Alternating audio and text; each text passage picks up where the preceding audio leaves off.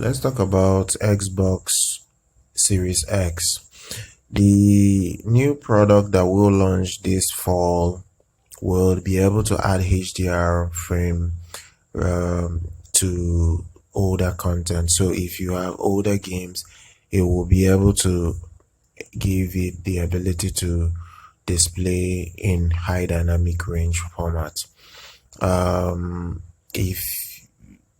If you are looking at the better capability of the Series X, it is the fact that you will have to make sure that most of your games kind of like more or less quite new. That I'm not saying that they need to be the recent games, but not too old, but they will be able to kind of like work well in the modern settings for gamers. Like I really don't know whether this HDR feature would work very well for very old Xbox game, but from what they are saying, it really can work and enhance older games from Microsoft Xbox.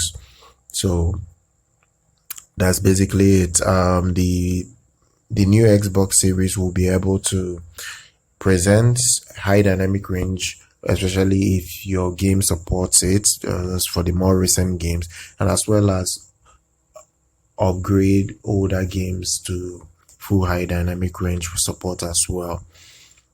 Even older games like the Xbox 360 will be able to get this as well.